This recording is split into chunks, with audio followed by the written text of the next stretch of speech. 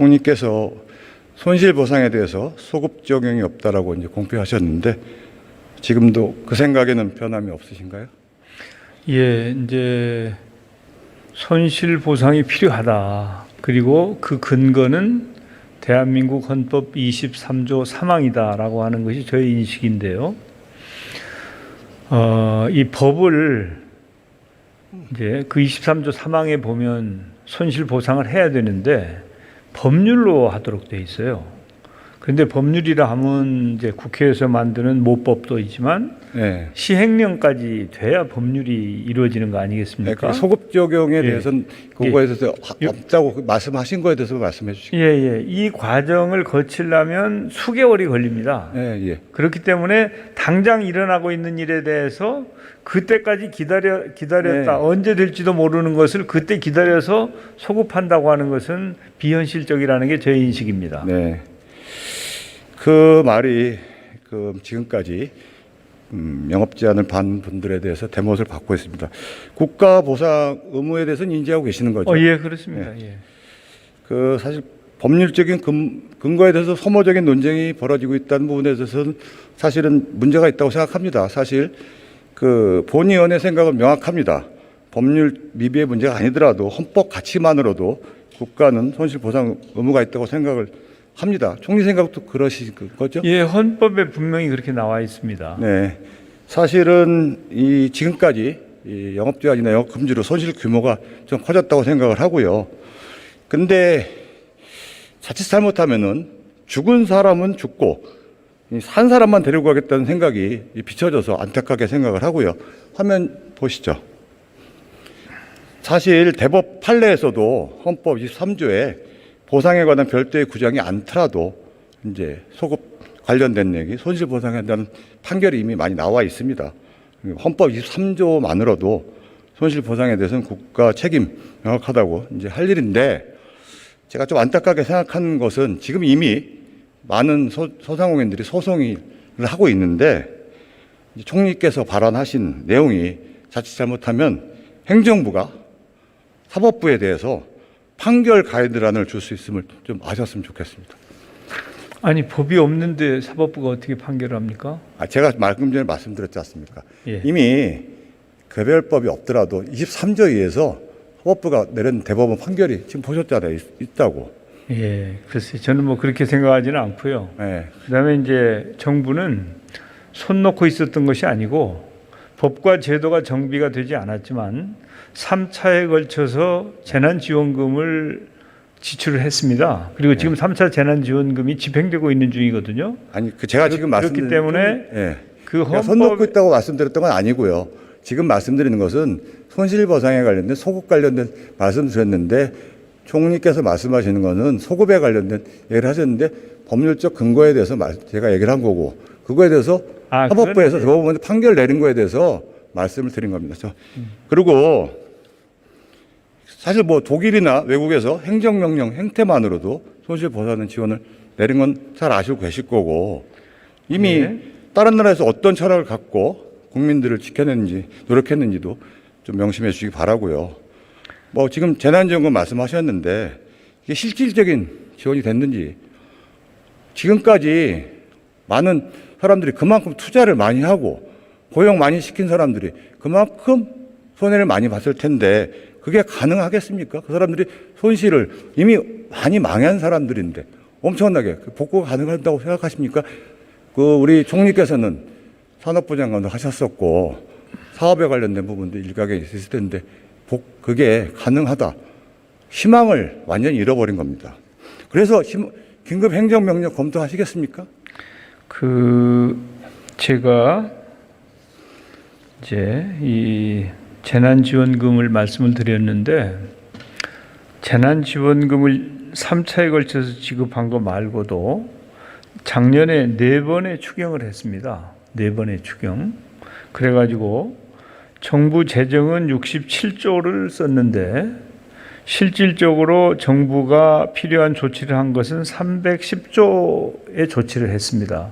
특히 이제 금융 지원을 많이 한 것이죠. 아시는 것처럼 소상공인들이 금융 지원을 받으신 건 알고 계시잖아요. 네. 예. 그래서 현재 그 헌법 23조 3항에 의한 손실보상이라고 하는 명목으로 소상공인이나 자영업자를 지원하지는 않았지만 정부가 현재 가지고 있는 법과 제도 범위 내에서 재정 지원을 하건 금융 지원을 하건 세제 지원을 하건 다양한 노력을 통해서 소상공인이나 자영업자들의 눈물을 닦아드리기 위한 노력을 했다. 그럼에도 불구하고 현재 3차 유행이 예상보다 길어지고 깊어지고 있기 때문에 지금 현재 소상공인들이 겪는 고통이나 피해는 심각하다. 그래서 4차 재난지원금 얘기가 나오는 거 아닙니까? 왜냐하면 만약에 우리가 지금 손실보상 제도가 확립이 되었다면 4차 재난지원금 얘기를 할 필요가 없지요. 그런데 그것이 이루어지기 전에는 그냥 모르겠다가 아니고 이렇게 4차 재난지원금이라도 마련해서 소상공인들과 자영업자들의 어려움을 고통 분담을 하겠습니다 하는 게 정부의 입장인 것이고요. 그 다음에 독일이 소상공인들 지원을 열심히 했습니다. 그런데 독일의 법률 시스템하고 우리하고는 다릅니다. 네, 알겠습니다. 그리고 이제 그 나라는 내각제 아닙니까? 네, 아니, 예? 지금 정치제 행태를 말하는 게 아니라 아니 그러니까 알겠습니다. 내각제와 우리나라 제도와는 근본적으로 법률 시스템이나 여러 가지가 그리고 국정운영 시스템이 다르기 때문에 그 방식을 그대로 우리가 원용하기가 어렵다는 점을 잠깐만요. 말씀드리는 거예요. 지금 저는 현장에 당사자들의 말을 해서 여쭤보는 거니까 제가 다시 여쭙겠습니다. 지금 중소상공인 자영업자들은 사실 지옥에서 살고 있다고 다름없습니다. 서울 한 코인 노래방의 경우를 한번 보시겠습니다. 지난해부터 오늘까지 집합 제한 금지로 6개월 동안 영업을 하지 못했습니다. 집합 금지 명령 기간에 수입이 한 푼 없었겠죠. 6개월 동안 고정비용만 약 4천만 원 정도를 까먹었죠. 그런데 지금까지 지급된 재난지원금은 총리님 말씀하신 대로 3차례에 걸쳐서 700만 원이 고작입니다. 그럼 총리께서는 이게 충분한 손실 보상이 됐다고 생각하십니까?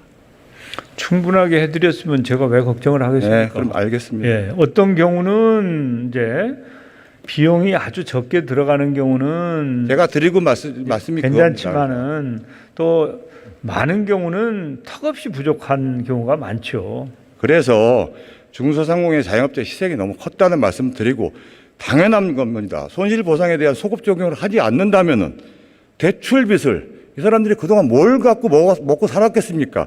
어떻게 갚아나갈 것이며 이미 깡통 보증금이 되어버린 가게는 어떻게 살릴 것이고 그럼 지금도 재난지원금 말씀하시는데 이 사람들이 고용지원 유지지원금으로 직원까지 어떻게든지 고용하면서 살았고 어마어마한 투자연금을 했는데 이 사람들이 어떻게 복구를 할 수 있겠습니까? 제가 말씀드린 건 이 얘기고요. 중소상공인 자영업자들은 지금 삶과 죽음의 경계에서 살고 있어요. 그래서 손실보상금을 나중에 지급하더라도 나중에 법이 필요한 법이 세밀한 법을 만들어야 되겠죠. 당장에 그래서 무이자 생존 대출금을 대규모로 투입하고 대출금은 나중에 손실보상금으로 되갚고 그래서 손실보상금이라는 게 필요한 거고 근데 소급이 없다고 단정을 먼저 얘기를 해버리면은 절망을 주는 것이고 절망을 준다는 것은 이 사람은 삶의 나락으로 빠뜨리는 거죠. 그 얘기를 선제적으로 하실 이유가 저는 없었다고 생각을 하는 것이고요. 다 죽고 나서 손실보상이 뭐가 필요합니까? 총리께서는 제가 한번 여쭙겠습니다. 무이자, 긴급대출 신용에 상관없이 후은 손실보상에 대해서 어떻게 생각하세요? 지금 말씀드렸듯이 대출에 대해서는 주선을 열심히 해서 아주 초저금리 대출이 이루어졌고 지금도 추가적으로 이루어지고 있고 또 대출에 대해서 연장도 해드리고 있죠. 그래서 아마 소상공인들의 다수는 이제 이 유동성의 문제라기보다는 실질적으로 그 영업 소득이 없는데 임대료를 비롯해서 비용을 지출해야 되니까 그게 손실로 떨어지니까 그런 걱정이 더 많으실 거라고 봅니다. 그래서 아무튼 정부로서는 가능한 한 빠른 시간 내에 입법을 하고 시행령을 만들어서 이 소상공인들의 피해를 최소화하는 노력을 해야 되겠습니다만은 사실은 그보다 더 중요한 것은 방역에 성공하는 거예요. 방역에.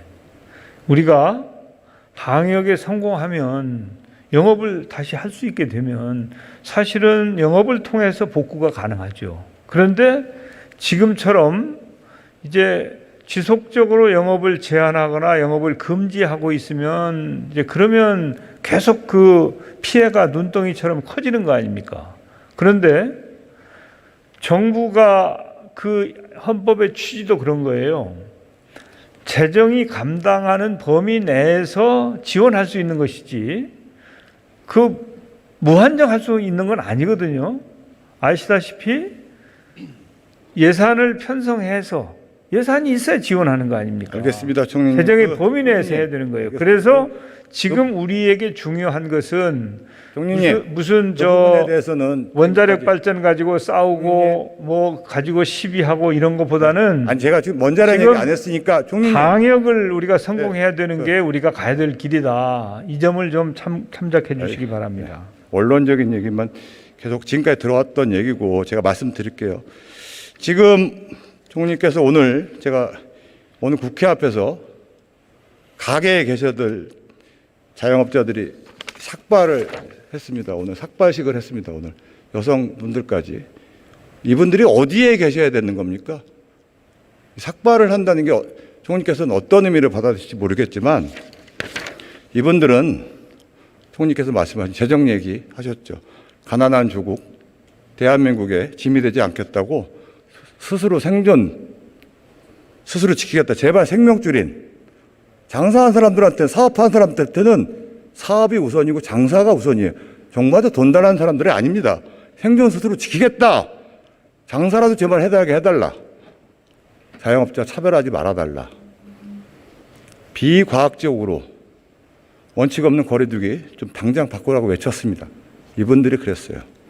최근에 거리두기 2주 연장 방침 밝히셨죠. 스키장은 저녁 9시 영업 중지 조치 풀었습니다. 사람이 붐비는 스키장과 겨울 스포츠 시설, 영화관 되는데 식당과 카페, PC방 차별하는 근거는 무엇입니까? 간단하게 말씀해 주세요. 이제 정부가 차별하고 싶은 생각이 있겠습니까? 정부는 최선을 다해서 방역에 성공하기 위해서 노력하고 있고 방역 수칙을 만들 때 이 코로나19의 전파 또 코로나19의 감염이 확산되는 것을 막을 수 있는 방안을 찾는 것이지 왜 정부가 어디는 어떻게 하고 저기는 다르게 하고 그 부분이 경우에 따라서는 이제 실무자의 부주의라든지 또 판단 미스에 의해서 있을 수도 있지만 근본적으로는 이제 그런 생각이 없지요. 어떻게든지 해서 이 막아야 되죠. 알겠습니다. 현장의 특성과 목소리를 제대로 반영해 주시고요. 중앙방역대책본부 제공 자료 보시면은 일반 음식점과 카페에서 확진자 발생한 비율 1% 불과합니다. 지금 국민들은 정부의 방역 지침에 대해서 신뢰하지 않고 있습니다. 코로나가 중소상공인 자영업자만 쫓아다닌다고 생각하지 않습니다. 총리께서는 방역수칙 개편 지시하셨는데 구체적으로 조금 좀 아까 말씀하셨는데 형평성 있게 해주시기 바랍니다. 예, 그래서 다시 방역 수칙을 좀 손을 보도록 그렇게 제가 얘기를 해놨습니다. 총리께서 들어가셔도 됩니다. 수고하셨습니다.